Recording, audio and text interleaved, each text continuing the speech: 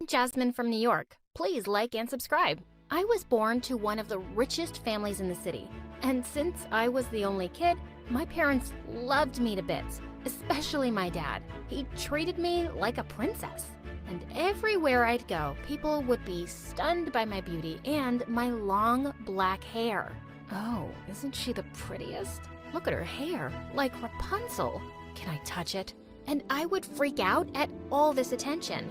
As a kid, I was really shy and hardly ever made friends, so I'd spend all my time reading under the trees in our garden. One time when I was 10, Mom brought some of her friends home, and as soon as I saw them, I ran away. But suddenly, I tripped and fell to the ground. Ouch!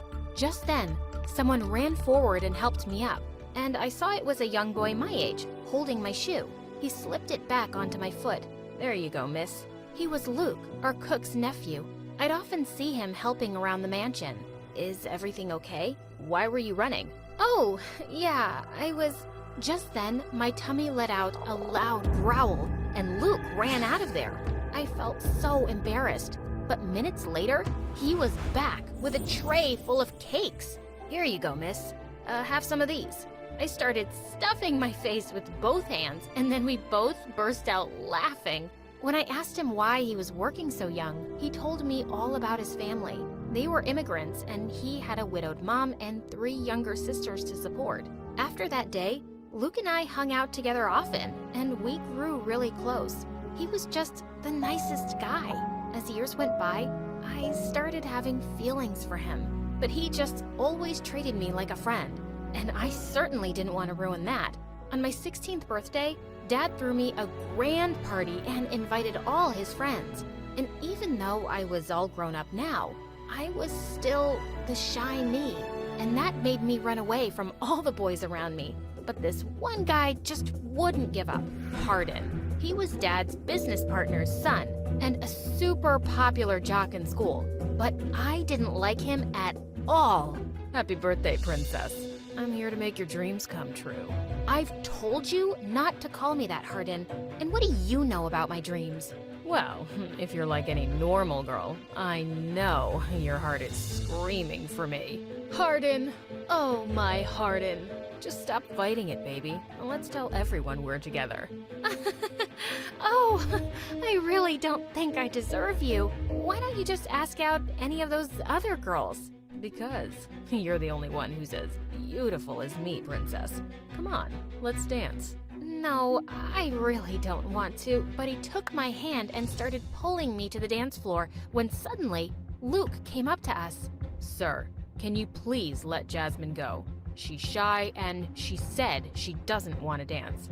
Jasmine? It's Miss Jasmine to you, servant boy.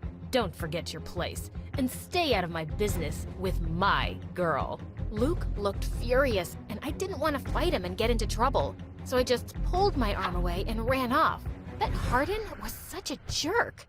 Later that night, I went looking for Luke and found him sitting on a bench. Hey, I'm sorry about the way Hardin spoke to you. He had no right to do that. Well, he wasn't totally wrong, was he? I am just a servant, and I've been foolish to think I could mean anything more to you. But you do mean more to me, Luke. I like you. I mean, like you. Luke suddenly turned to me with stars in his eyes. He came closer and put a hand under my chin, and my heart was racing. You're the loveliest person I've ever met, Jasmine, and I'm crazy about you. With that, he leaned in and kissed me, and it was perfect. I was still on cloud 9 the next day. As I left school and looked around for my car, I suddenly spotted Luke standing outside. I'm here to pick you up today.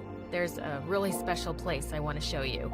I smiled and dude, whatever you do, just I smiled and took his hand, when suddenly, Hardin pushed Luke away. Don't get your germs on her, gutter boy. I'll call the police. You're clearly a stalker. Dude, whatever you do, just don't touch me again. Oh yeah? What you gonna do, huh? And with that, he was about to push Luke again when I stepped in. Just stop it. He's not a stalker, Hardin. Leave him alone. If I didn't know any better, I'd think you'd have feelings for this loser, Jasmine.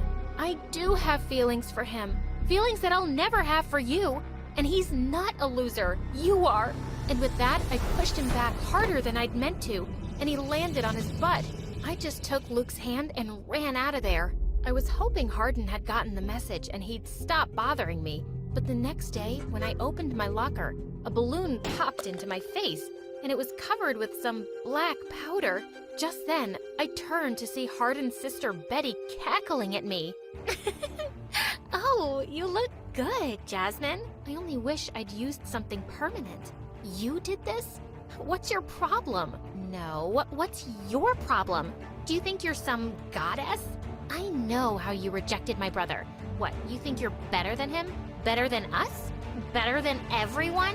Betty, it's not even your business. Oh, shut up. My brother is my business, and my mission in life is to teach arrogant people like you a lesson. I suggest you go beg him for forgiveness, or else you'll have me to deal with. And with that, she stormed off. This brother-sister pair was crazy. A few days later, we were having a big play in school, and I was one of the backstage organizers. I was checking all the lights behind the curtains when suddenly, Hardin popped up out of nowhere. Okay, I'm ready to hear it. Hear what? Your apology, of course. Betty told me you were really sorry about what you did that day. I knew you were just playing hard to get, Princess. You couldn't like that beggar boy for real. Hardin, look at my face and read my lips. I don't like you. That doesn't sound like a very good apology. It's not, you moron. Just go away. The play is about to start. As I brushed him aside, he grabbed me by the waist and kissed me. I felt rage like I'd never felt before, and I slapped him hard across the face. You've really crossed the line, Hardin. You disgust me, and I wouldn't be with you if you were the last guy on the planet. That's when I realized the curtains had suddenly opened, and I had a mic in my hand. Everyone had seen and heard everything. I ran off stage at the speed of light. I didn't mention anything to Luke because I knew he'd get mad and fight Hardin. And since that day, Hardin looked super pissed and acted like I didn't even exist. Finally, he was done bothering me. Or so I thought. A few days later, I was showering in the girls' changing room after gym class, when suddenly, I screamed, seeing a chunk of hair in my hands. Oh my God, what? I checked the shampoo bottle, and it looked and smelled really weird. Within seconds, all my hair fell from my head, and I looked like E.T. Suddenly, I heard loud laughter outside. I stepped outside the shower stall to see Betty there, sitting with Hardin. Look, the Ancient One has finally come out of the shower. I'm sure Marvel's gonna cast you in their next movie, Jasmine. You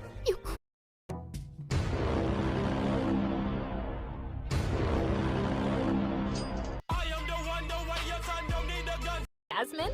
You crazy psycho! What did you do? What did you put in my shampoo? Who says I did it? But yeah, just between us, I did it. It's some really strong hair removing foam. Don't act like I didn't warn you, egghead.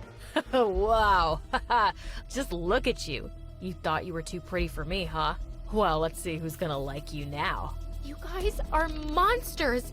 I'm gonna tell the principal about you. You'll pay for this. Go ahead. It's not like you can prove it. And we also want to see the reaction of all the kids as you walk by those corridors, Jasmine. Their princess has no hair anymore. Both of them left, laughing like crazy. And I felt terrible. I hid in the girls' room until school was over, and then I ran home all by myself wearing my hoodie. As soon as I reached home, I went to my room and locked the door from inside. But Luke came by that evening and wouldn't stop knocking. Jasmine, open up. Why didn't you come down for dinner? The driver told me you didn't use the car to come back home. Tell me what happened, please. Go away, Luke. Leave me alone. Why are you crying? Please, open the door, Jasmine. Just go. You're probably gonna hate me after you see me. Nothing could make me hate you, dummy. Don't you know me at all? I went ahead and opened the door, and he looked super shocked. Oh my God, what happened to your hair?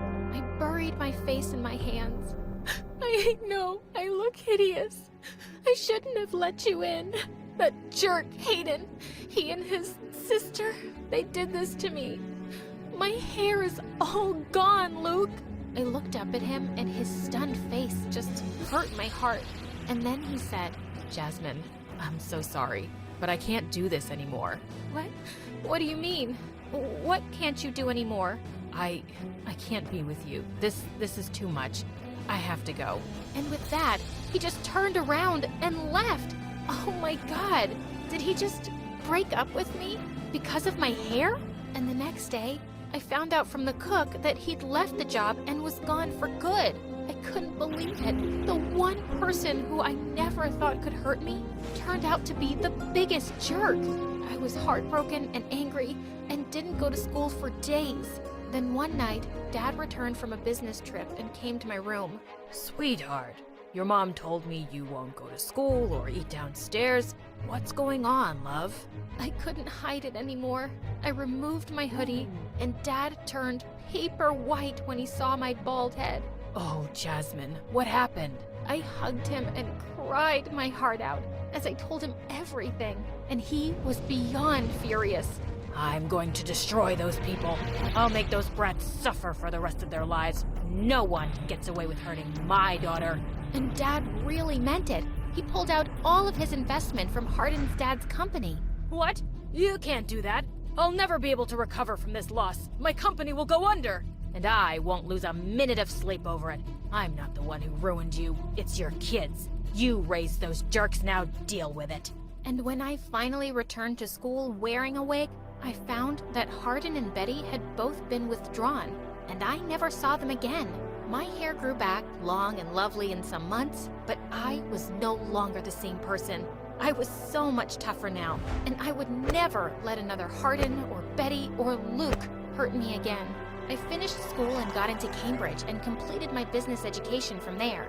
Years later, when I returned home, I took over Dad's business and became one of the youngest female CEOs in the country. One night, when I arrived at a restaurant for a meeting with a new client, I felt like someone had pulled the ground under my feet. The new client was Luke. Jasmine, wait. Please don't leave. I went from shock to boiling rage in seconds. He'd pretended to be some client to see me? I stormed out of the restaurant, and he followed. Wait, please. We need to talk, Jasmine.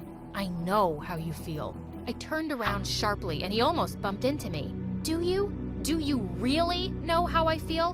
Because if you did, you would just shut up and turn around and never contact me again. I dashed off to my car and drove away before he could say another word. I was so shaken and angry. The next day at dinner, our old cook walked in and asked my parents if she could take the day off.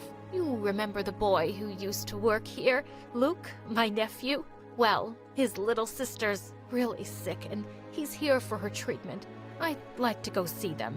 Luke's sister was sick? I knew how hard he'd always worked for his family. Maybe he'd come to me because he needed money? I tried shaking it off because it wasn't my problem, but I just couldn't.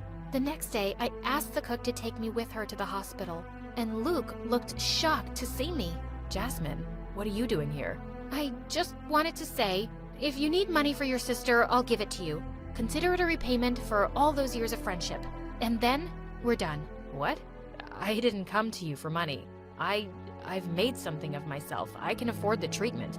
I was in the city, and I promised myself I'd never bother you again, but I just had to talk once. Fine, I'm here, go ahead.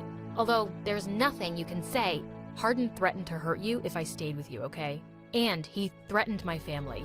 I thought he was bluffing, but when I saw what he did to you, I couldn't bear the idea of him doing something even worse to you or my family. I thought the best thing I could do for everyone was to get out of your life. But Jasmine, walking away from you is the hardest thing I've ever done. I know I've hurt you terribly, and I wish I could have spared you that. I'm just really sorry. As he was about to walk away, I suddenly took his hand. I wish you'd just told me the truth then, Luke. But I understand why you didn't. And the hardest thing I've had to do all these years is hating you. I just don't want to do it anymore. Can I maybe see your sister? I'm sure she'd love that. But before we walked in, I pulled him closer and we kissed.